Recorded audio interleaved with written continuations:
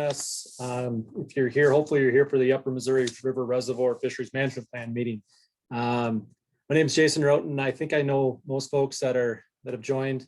The Region 4 Fish Manager based out of Great Falls. It's a little bit of a non-traditional format. The virtual format is something that we're still working through.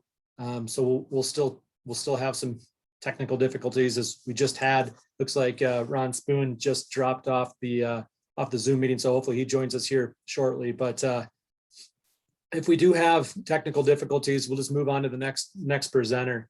But being it virtual, we're actually going to record this and hopefully have it added to the web page. So with that being said, hopefully please hold all your questions to the end. And if you have questions as we're going, there is at the bottom of your screen, there's a Q&A question answer tab. You can type it in there, and then we can try to address those questions as we go if needed. But at the very end of all the discussions, we'll stop the recording and we'll have some time for the discussion portion as we typically do with this annual meeting. So we'll be able to unmute you at that point in time. So if you have a question at the very end, raise your hand, we'll unmute you, and then you can ask those questions at that time. But again, if there's questions that come up at the very bottom, there's a Q&A tab. Use that to ask questions throughout if there's something that needs to be answered right away. Intent is to start upstream, start from Toston Dam down to Canyon Ferry with Ron Spoon giving an update on that river section. But again, if Ron doesn't get logged back on here, we'll jump right to Troy Humphrey providing an update on Canyon Ferry. And then Adam Strainer will provide an update on Hauser Reservoir, and then the river section downstream of Hauser to Holter, and then also on Holter Reservoir. Again, we'll have questions, a lot of time at the end for questions and answers, and then we'll just raise your hand at the end and we can unmute you and ask those questions for the interaction. Again, thanks for joining us today. And with that, Troy, if you wouldn't mind sharing your screen, and we'll start with Troy since Ron Spoon's computer, I believe, just froze. So that will work.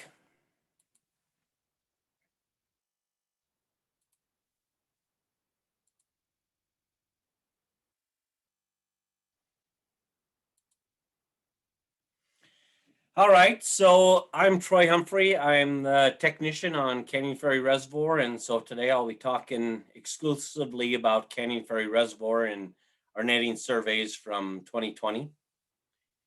And so let's get started.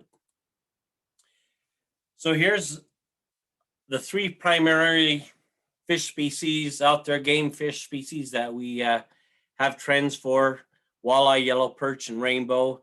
And this is a historical perspective. You can see, going back several years on walleye, yellow perch, and rainbow, kind of gives you some idea of where we are now compared to where we were back in the mid 90s, all the way through, or on rainbow, from the mid 80s, 86 on. Now, drilling down a little bit more on each species, up and to the left on the walleye graph, the number per net, that's for the last 10 years on record for our fall surveys, which are done sinkers in September. And you can see this past year, 2020, we are at 4.5 per net, and our goal range is 5 to 7 per net. So we've fallen a little below that. That's the first time, since the period of record that I have listed there. So also new is in this management plan is we added a PSD range of 30 to 60, and that's on all reservoirs. And you can see, and that's on the black line. And right now we are at 21.4 for our PSD. And so you can see we're low on our number per net, and we're also low on our PSDs. And what PSDs are, if someone's not familiar, it's proportional stock density, and it's an index of the size distribution within your population.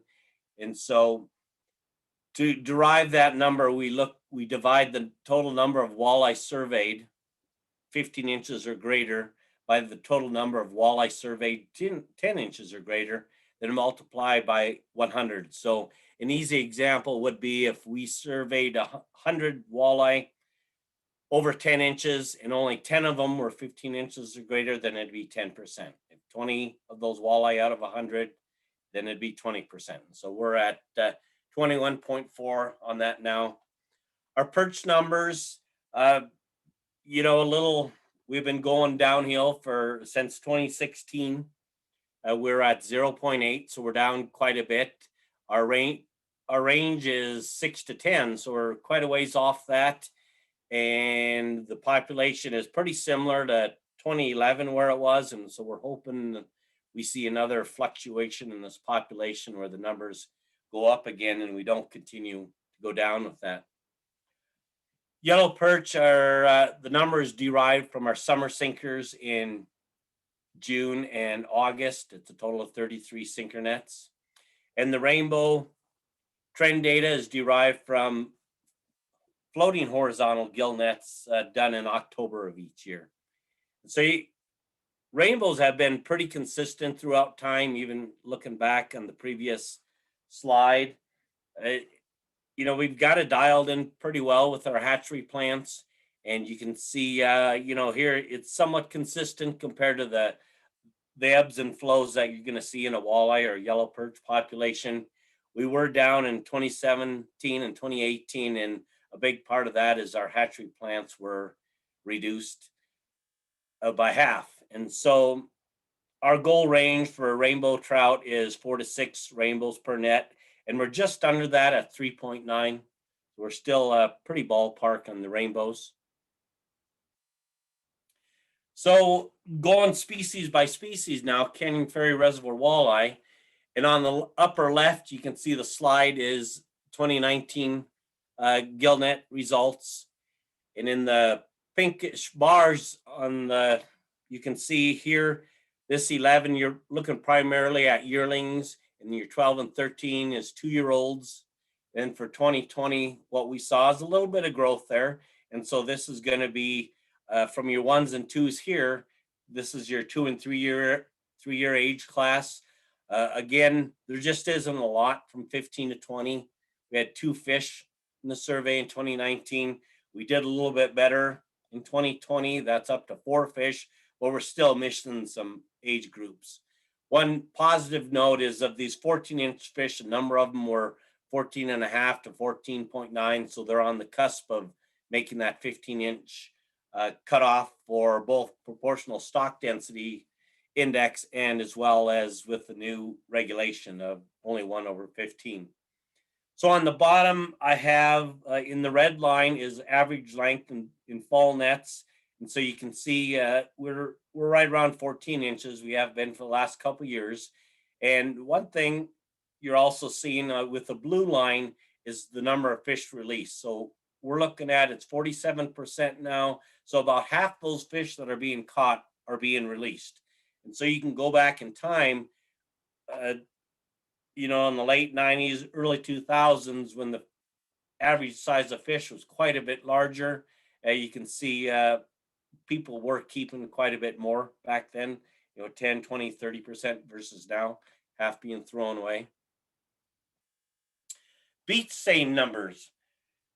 So I'll start on the graph on the right first. Our white sucker numbers really dismal. We're just not seeing much recruitment at all.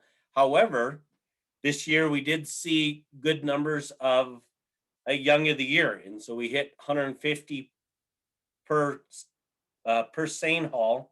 And back in 2011, that was 223. And if you remember the previous graph I showed you on yellow perch, they were down near historic lows in 2011. And so this 223 per beach seine haul did translate into more fish, larger numbers of perch being caught in the nets and also in the creel.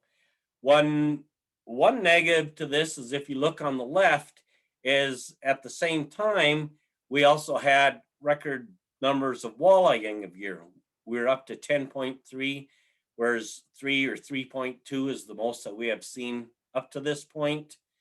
And so That's a little alarming. And with yellow perch, sometimes beach seining, it's tough to really throw up a graph and give it a lot of credit, because beach seine can be kind of hit or miss, and you can do 60 seines is what we do on Canyon Ferry, and you might have 4 or 5 where you get a ton of perch, and then the rest you just get nothing, and so it can be that way sometimes.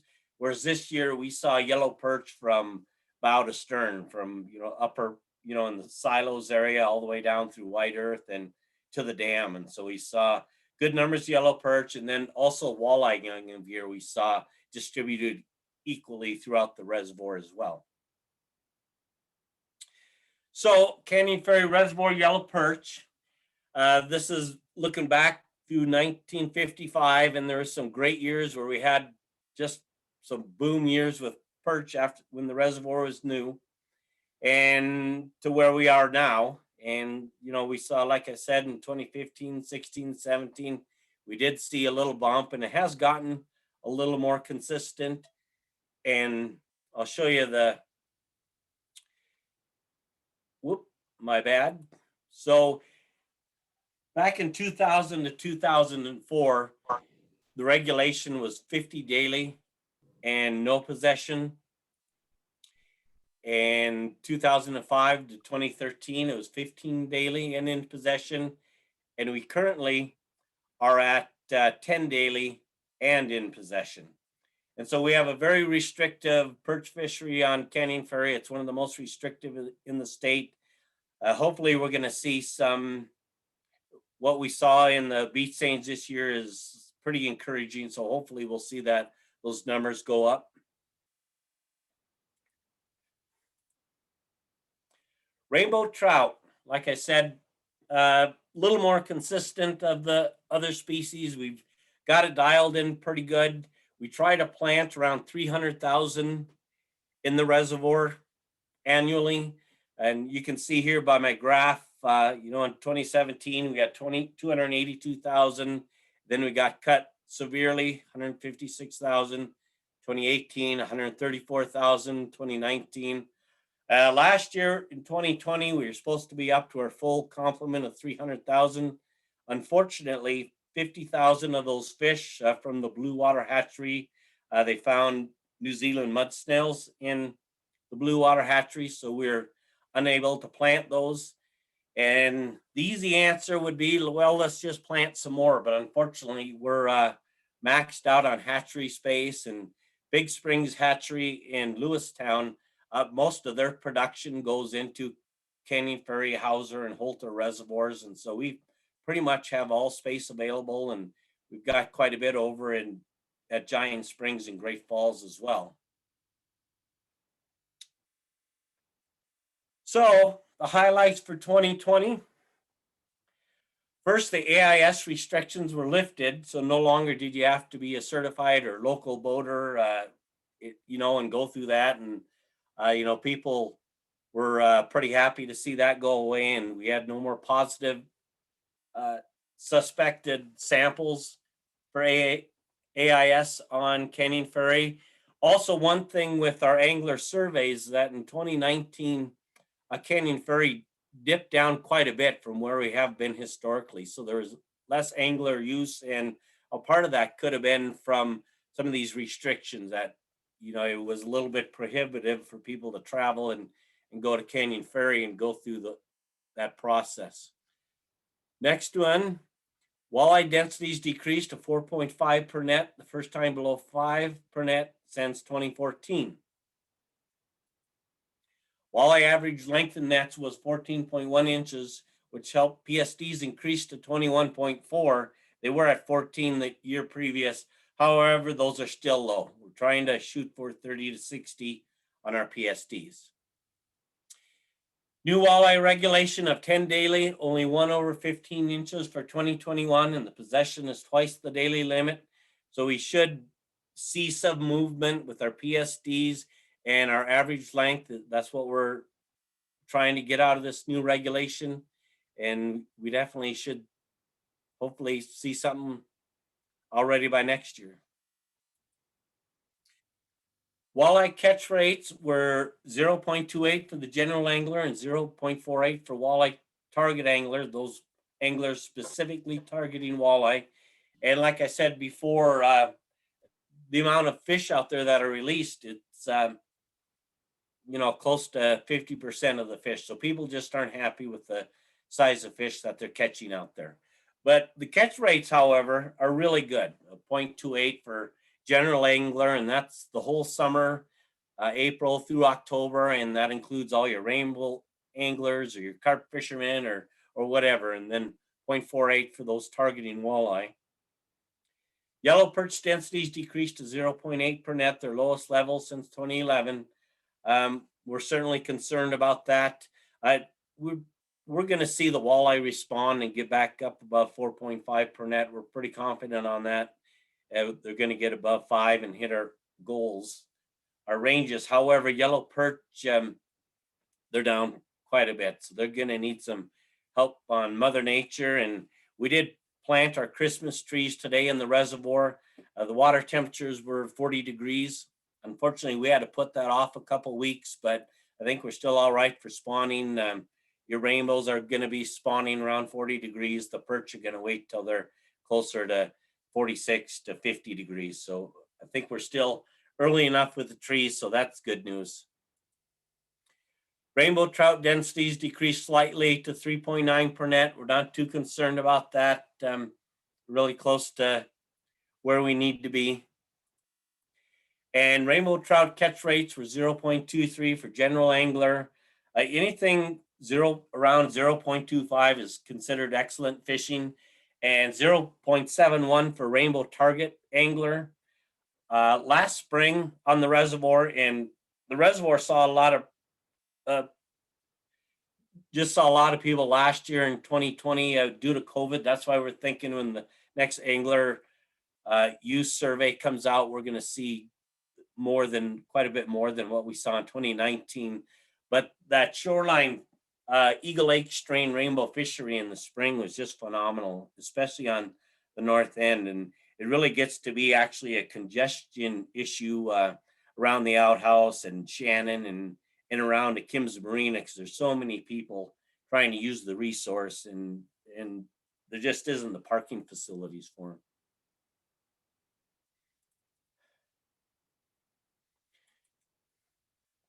So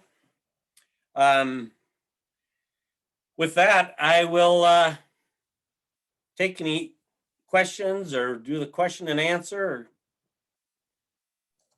or were we going to wait till the very end? Yeah, thanks, Troy. We'll wait till the end for all the questions if there's questions that come up, but I didn't see anything in the question and answer tab. Okay. So I think we're good for now. And I see that Ron was able to log back on. So Ron, I think your computer froze, but looks like you're back on. So you're up if everything's working on your end. Thanks, Jason. Yeah, I'll turn this on. It's froze 3 times today, so it's kind of unusual. So I'll see if I can get through this. I'll pull my screen up.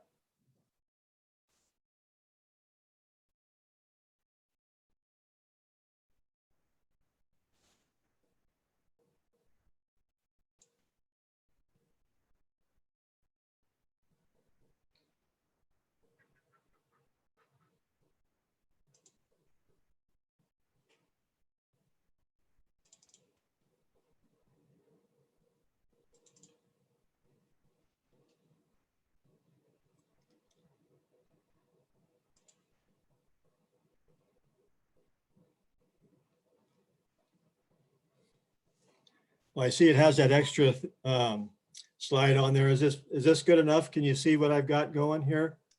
I think you still have to hit share screen.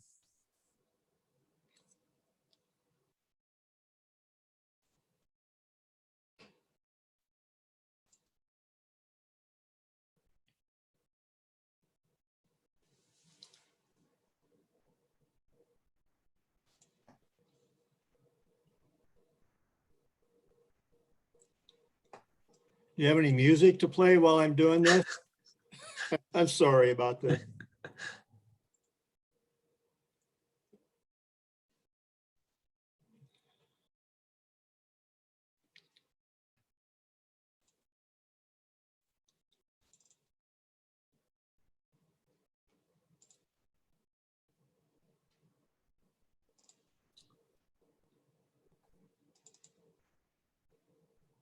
Boy, this thing is really, why don't you go to the next one while I mess around with this a little bit? It's giving me some problems, Jason. Okay, that sounds good. Adam, are you ready?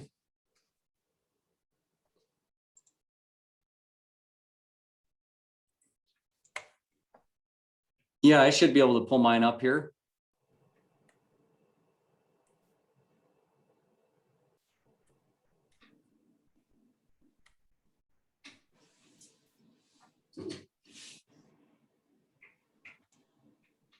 Can everybody see that okay? Yes. Okay.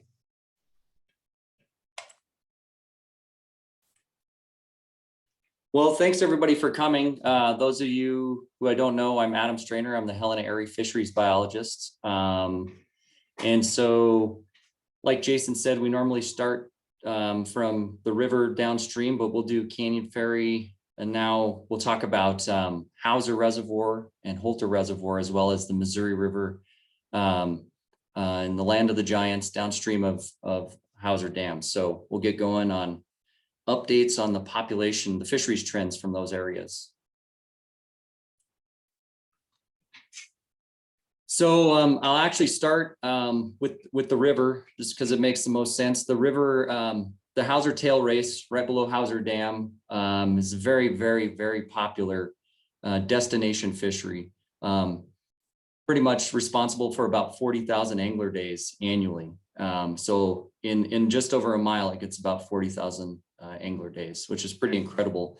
And this year, or in 2020, we did not do a population estimate in that stretch. We do that on odd years. So we'll actually do our fish population estimate in the fall of 2021.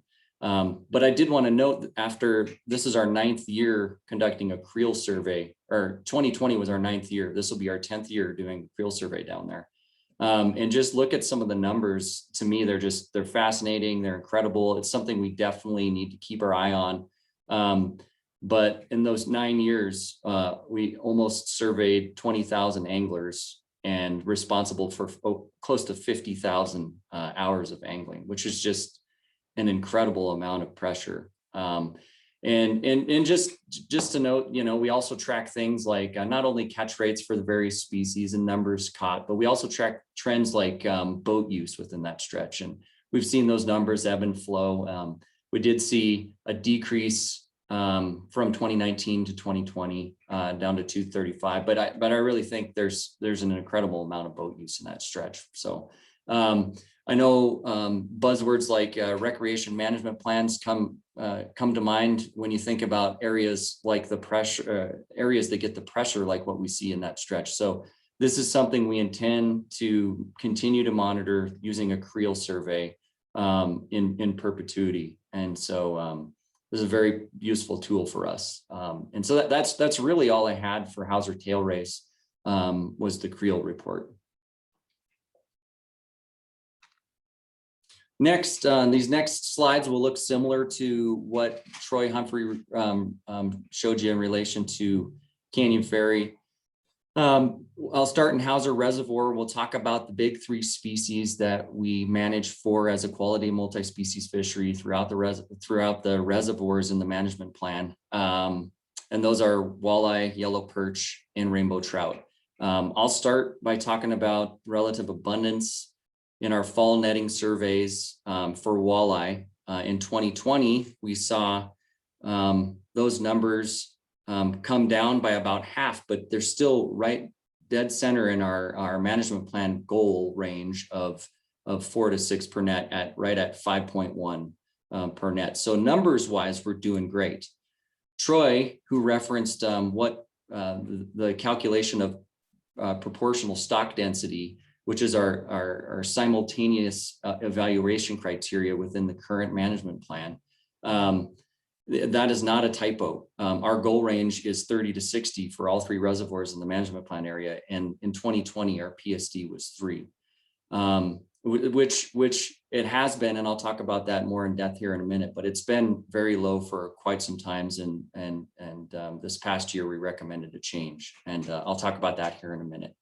Yellow perch, we've seen a steady decline over the past few years down to right around 1 per net in 2020. But I think I'm looking at this optimistically moving forward, and I'll show you some of our beach seine data from recent years. And I think we'll see that uptick. Our goal range for yellow perch on Hauser is 6 to 8. So we're far below our goal range. And so we're trying to really stimulate that population. Rainbow trout, just like the other 2 reservoirs in the system, are really humming along as well in Hauser. And in 2020, our numbers were about 4.5 per net, which is on the upper end of where we prefer to see it within our management plan goal range of 3 to 5 per net. So we're doing great on rainbow trout. And actually, I won't really get too much into rainbow trout, the rainbow trout discussion for either Hauser or Holter. So we'll talk about a few other things. A little bit of a deeper dive.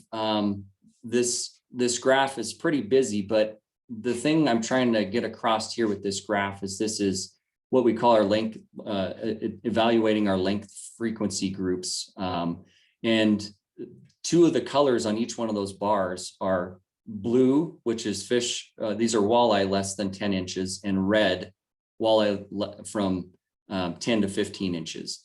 And you can see in recent years, actually about the last 15 years, this graph is, Hauser has been dominated by fish 15 inches and less. And so that's where we're seeing those PSD numbers extremely low.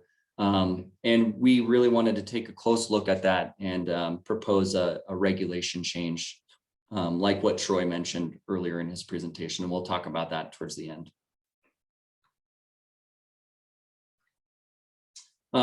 Yellow perch in Hauser. 2020 was a relatively good year, based on what we've seen as not that in not too distant future, or not too distant past here. About 10 years ago, we were very, very low as far as beach seine numbers for a young of the year perch. But the last 2 years, we've seen some pretty good numbers.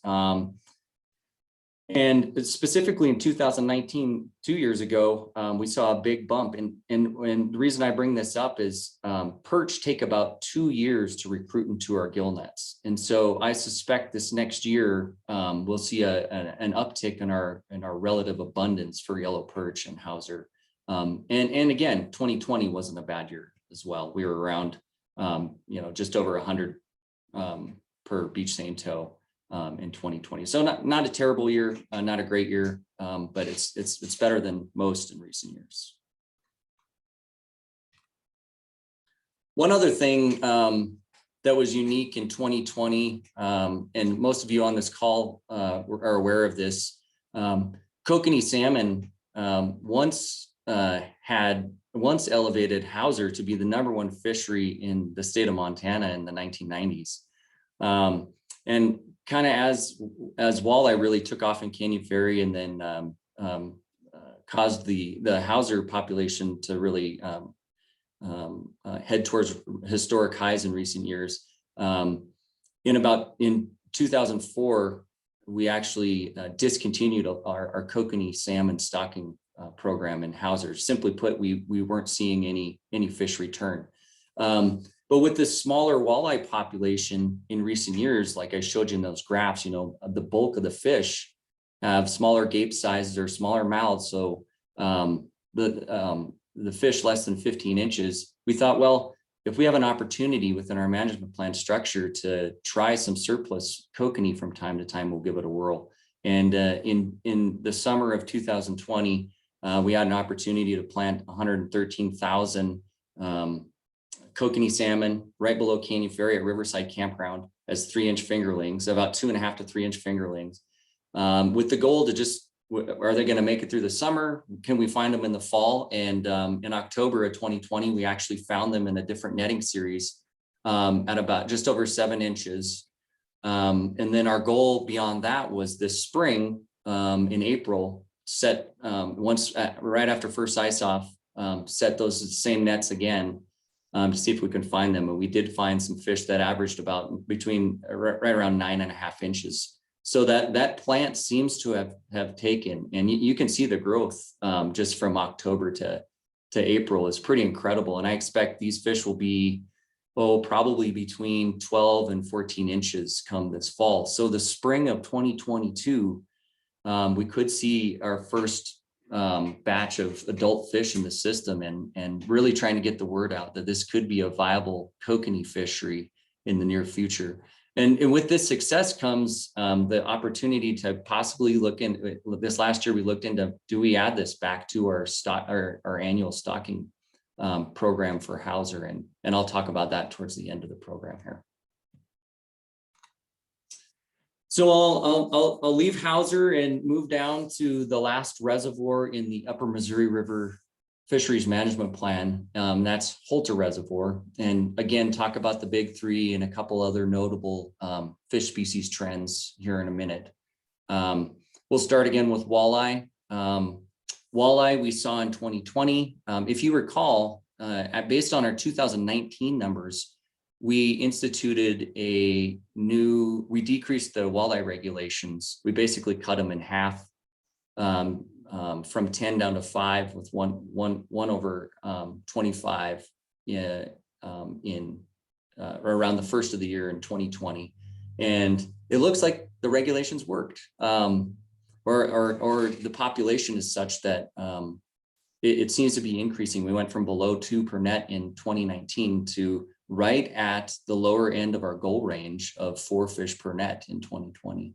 And that the PSDs, which we also monitor for that reservoir as well, our goal range is 30 to 60. We're still right at the very lower edge. So we have met both of these goal range criteria within the management plan for this reservoir. So we're hoping another couple years of this current regulation will bring PSDs up, as well as kind of maintain abundance trends. Our goal with all of these fisheries in relation to all these species is to maintain them within our goal range. And so that's how we'll use, that's how we've traditionally used regulations to manage these populations.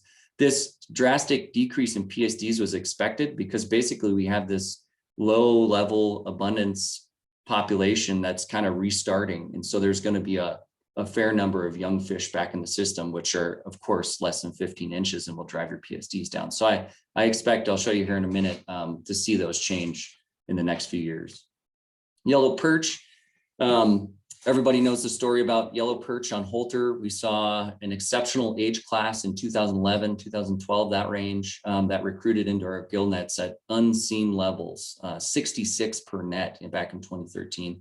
And basically the life expectancy of a perch in this system is about 7 years. And we slowly watched this cohort age out. And we did see with that in 2019, while we made the change for walleye, the walleye regulations, we also decreased the regulation by half, from 50 down to 25, and in possession in around the start of 2020.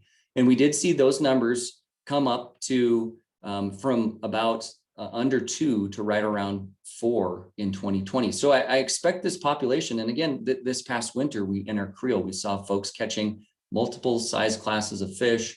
And we were pretty optimistic that, obviously this is not the goal. This was something we didn't anticipate and likely will never see again, but we anticipate we'll see this population kind of maintain, hopefully in our goal range of 8 to 12 in the very near future. And so I'm pretty optimistic with yellow perch and Holter.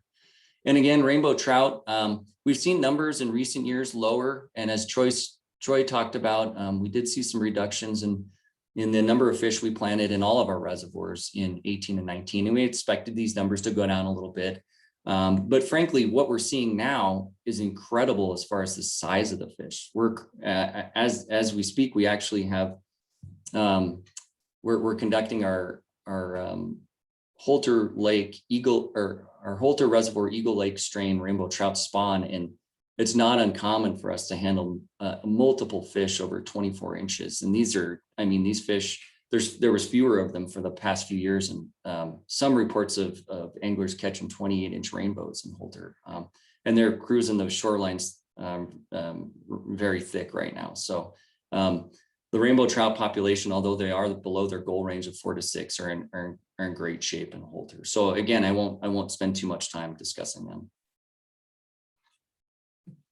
And just like the Hauser length frequency graph I showed earlier, think about the previous graph in Hauser where everything was red and blue. Look at this frequency over time on Holter.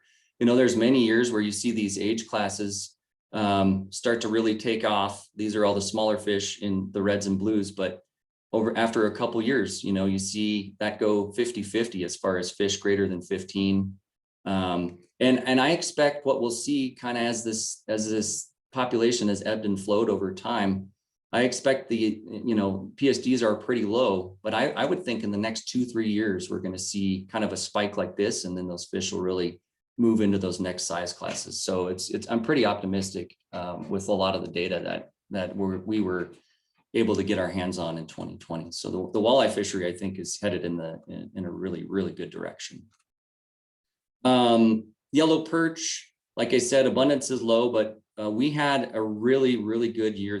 It's the second highest level since 2004, second highest number of perch we saw in beach seine tows. So we're seeing multiple age classes in our adult fish. We're also seeing a pretty good age class of young of the year out there. And again, these will take about 2 years to recruit into the population, but I think the perch population is looking really good for the next few years.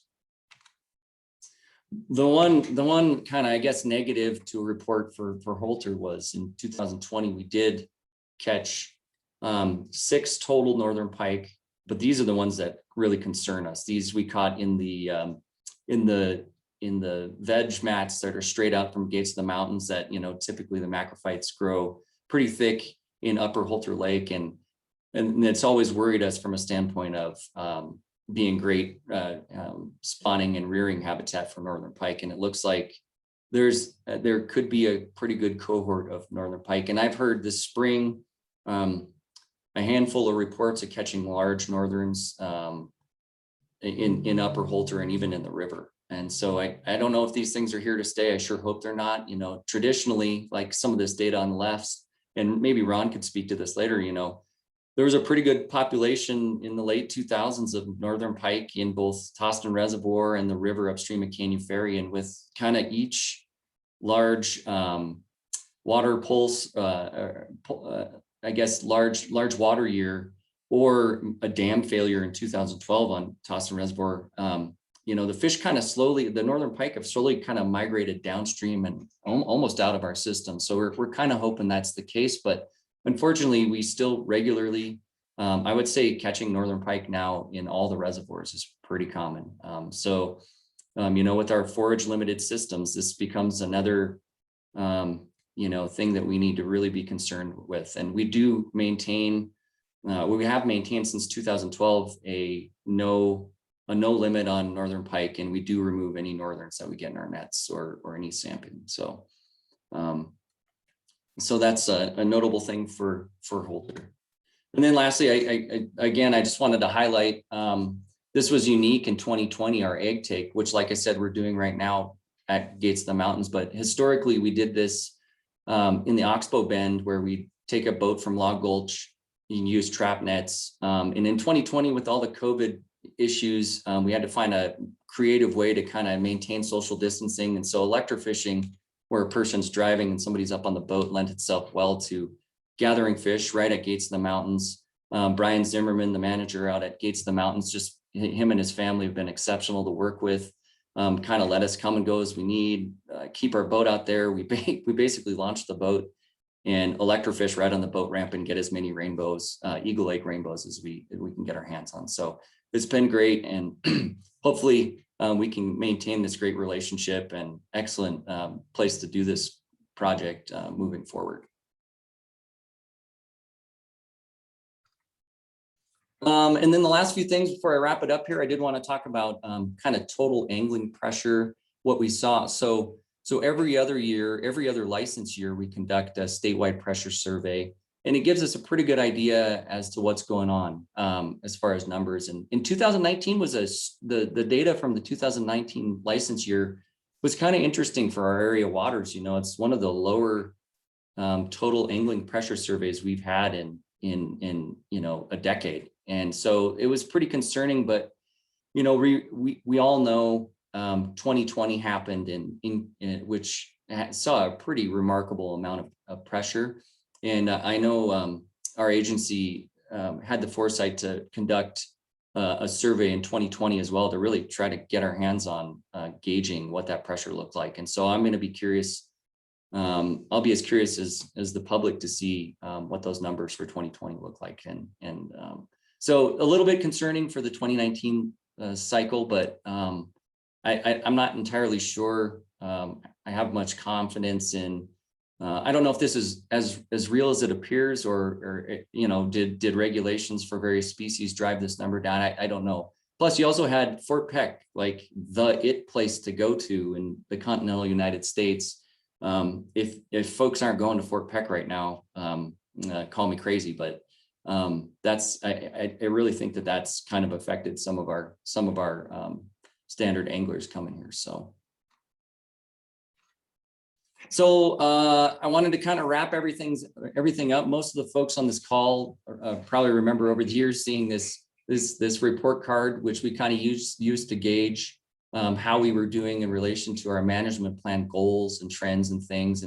And so we've kind of we're out with the old and in with the new. And so our new report card, not that we're only using one. I do want to make one thing clear. You know, we are using 2 to 3 years of data. So we're even though I'm showing only 1 year of data, that's basically just because the management plan started over in 2020.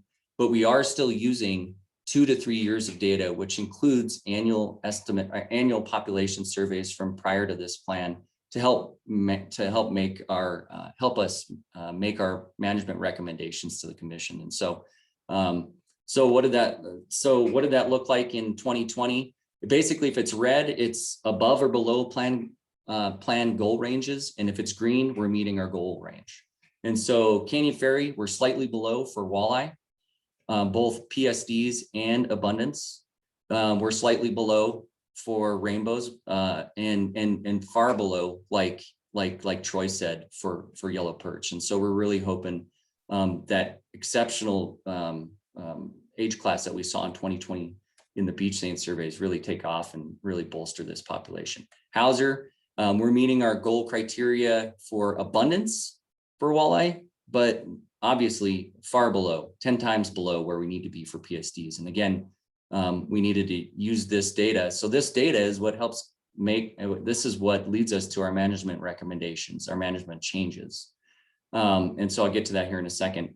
But Hauser rainbows, we're meeting those within our goal range. In yellow perch, although it is below, I expect this next year we'll see quite an uptick, hopefully up into our goal range of 6 to 8.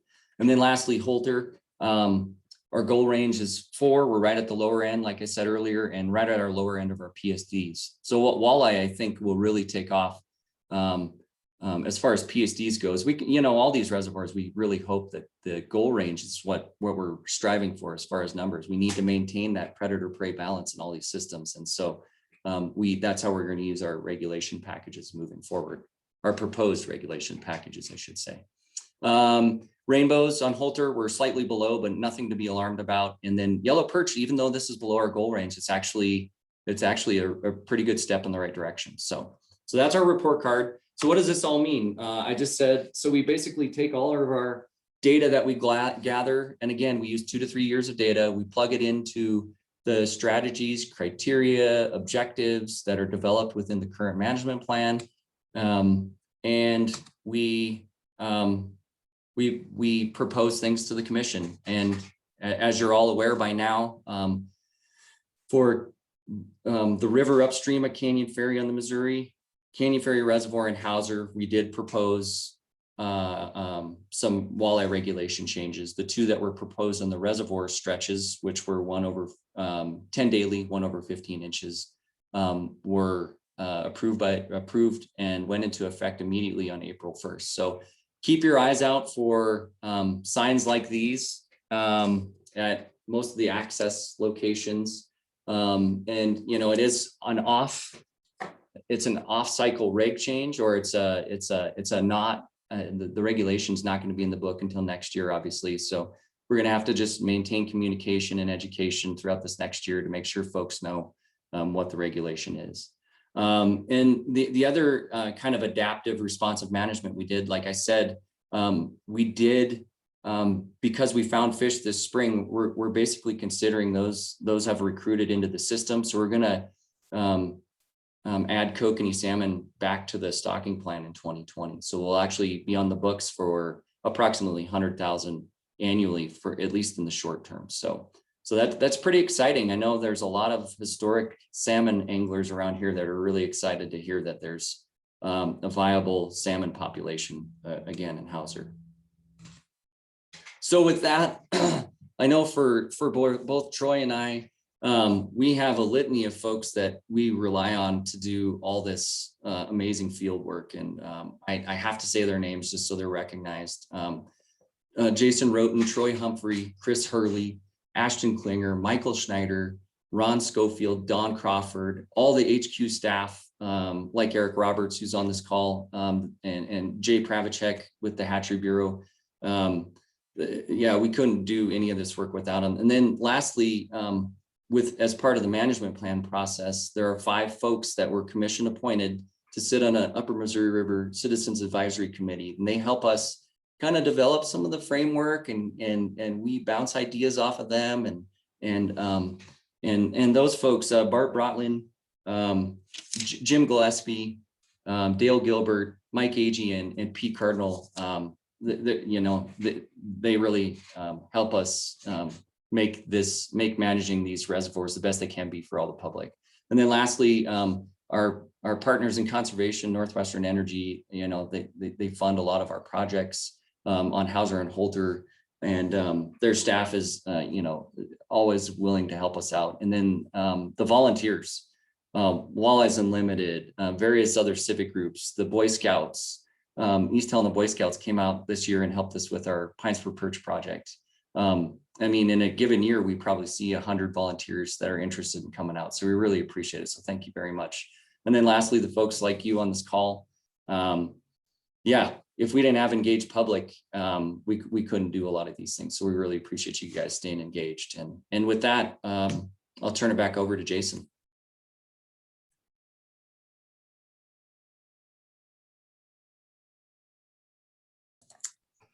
Thanks, Adam. I think we have Ron's presentation figured out. So Ron, are you ready? Give it another shot. I'm ready. Yeah.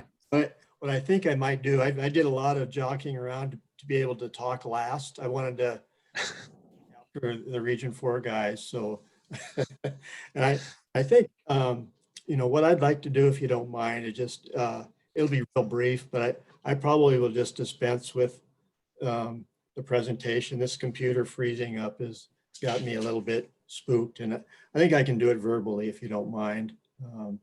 But folks, I expect we'll have some questions. A lot of discussions occurred because of the fishing regulations this year. And so I wouldn't mind just going through real briefly kind of what's going on this Reach a River above Canyon Ferry, and then be able to address those questions I don't think got very thoroughly covered during that process. So hey Ron.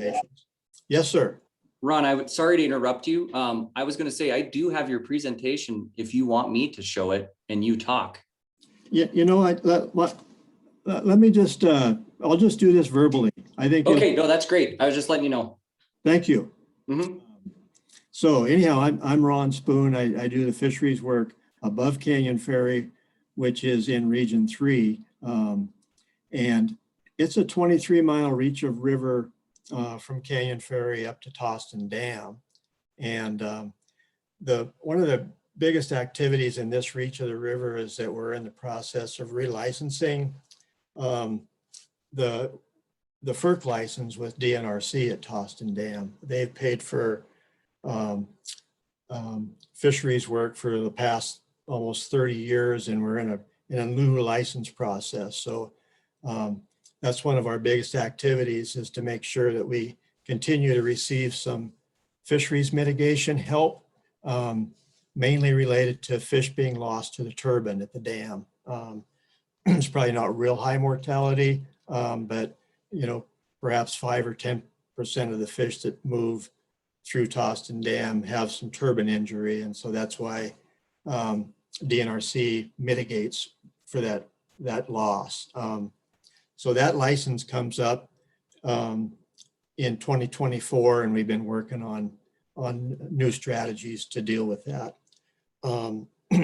This reach of river between Toston and Canyon Ferry was identified as a blue ribbon reach of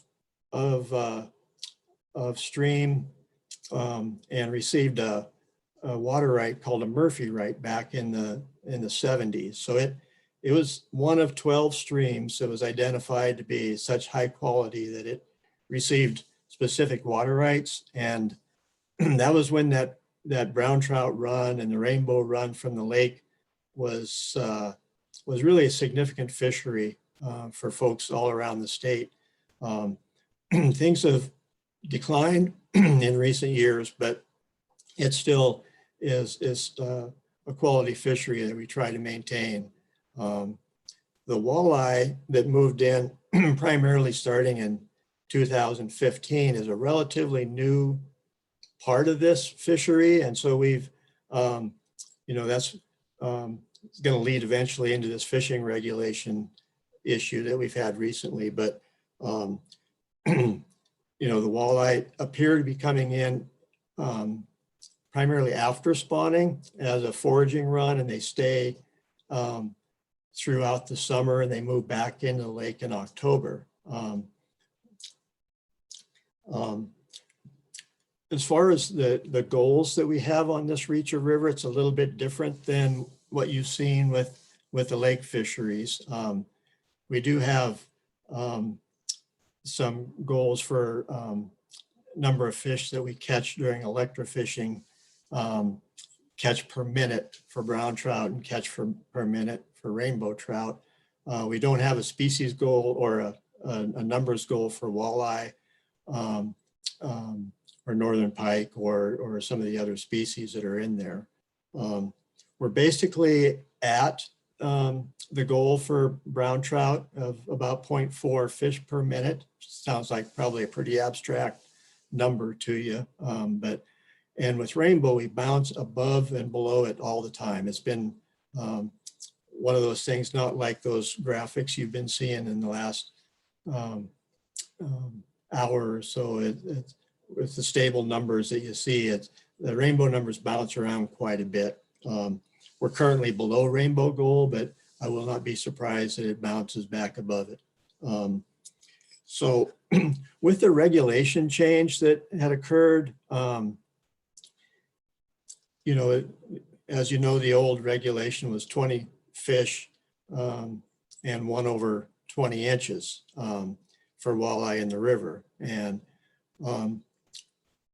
to be consistent and simple, we agreed with, made sense to go down to 10, but the department had recommended to stay with the 1 fish over 20 instead of the 1 over 15, because we felt that it would be a little bit too restrictive. We have a lot of walleye that hang near the mouths of our spawning streams and have the potential of impacting the trout fishery. And so we felt like it was too restrictive to only have 1 fish over 15 available for harvest. And it won't be a real large situation, I don't think, but it was just wanted to make clear that we did not recommend that restrictive of a harvest for walleye in the river. Then the last thing I wanted to say was we do plan to start creel census on the river this year. We haven't run a creel for several years. We used to run it when that large run of trout would go up and stack up at Toston Dam, and we used to monitor that. But it's been about 20 years since we've had creel data. So this will be the first year that we'll be gathering creel information during the summer on the river. And so without any photos, that is the summary for that reach of the river above Canyon Ferry. Be happy to take questions.